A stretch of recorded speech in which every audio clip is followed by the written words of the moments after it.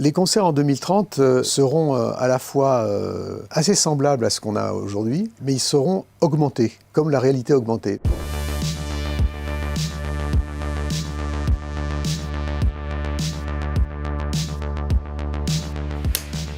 Est-ce que la technologie et la musique sont indissociables aujourd'hui? La technologie a toujours été indissociable de la musique. C'est parce qu'on a inventé le violon que Vivaldi a fait la musique qu'il a faite, qu'on a inventé le synthé que des gens comme moi et d'autres font la musique que l'on fait aujourd'hui. Donc effectivement, on a eu trop tendance à séparer la tech de la culture qui sont intimement liées.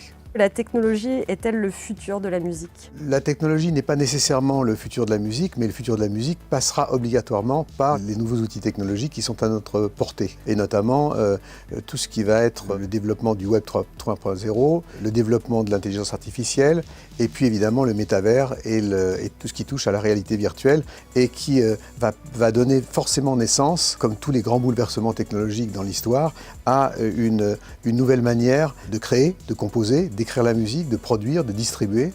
Et vous êtes ambassadeur de France 2030, qu'est-ce que cela signifie?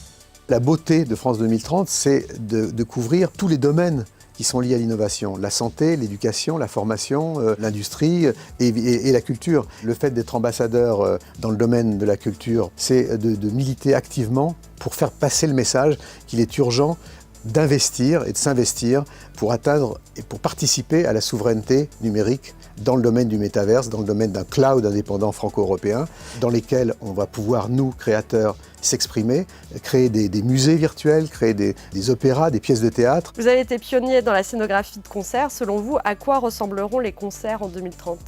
Je pense qu'on s'oriente vers des modes d'expression hybrides. On ne remplacera jamais le plaisir, la jubilation d'être épaule contre épaule à vivre un moment de live, que ce soit pour un concert, un festival, une pièce de théâtre, etc.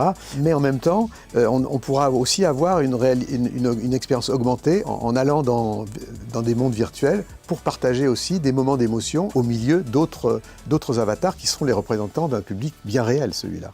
Comment rendre l'industrie musicale plus écologique? On ne pourra survivre au XXIe siècle que si on arrive à vivre en bonne intelligence entre la technologie et l'écologie, à établir un lien harmonieux entre écologie et technologie. C'est grâce à la technologie qu'on va pouvoir justement arriver à améliorer, à être moins énergivore. Il faut absolument, dès le départ, induire la dimension écologique dans ce que nous allons faire et de ce que nous allons créer. Du coup, est-ce que les musiciens français ont besoin de se former aux nouvelles technologies? Ces outils technologiques qui sont à notre portée aujourd'hui doivent nous servir à démocratiser les modes d'expression. On a vu qu'avec Internet, on pouvait finalement enregistrer un album, le composer, le produire et le distribuer depuis sa chambre à coucher. On va pouvoir, dès demain matin, faire la même chose pour un spectacle, pour un show qu'on ne pourrait même pas imaginer, même si on avait tous les moyens du monde, à faire dans le monde physique. Notre devoir, je dirais aujourd'hui, à travers France 2030, ça va être aussi de pouvoir investir dans des projets qui prennent en compte les domaines de formation pour que ce passage de relais puisse se faire. Dernière question, un message pour la fête de la musique? La fête de la musique aujourd'hui s'exporte, est un signal qui vient de chez nous et on peut en être fier. Ce que j'aime beaucoup, c'est que c'est pas réservé, c'est pas une niche, c'est pas réservé à des spécialistes. C'est le fait de bien célébrer que n'importe qui peut faire de la musique. Pour les futurs créateurs de musique aujourd'hui, j'ai envie de leur dire qu'ils ont de la chance. On a toujours de la chance d'être au départ d'un grand moment de disruption parce que c'est des moments où on peut ouvrir des portes sur des territoires vierges par définition et s'éclater, inventer des nouveaux styles musicaux, se réinventer dans les années qui viennent, les mois qui viennent. Je pense qu'on considérera la stéréo comme on considère aujourd'hui le gramophone de nos arrière-grands-parents.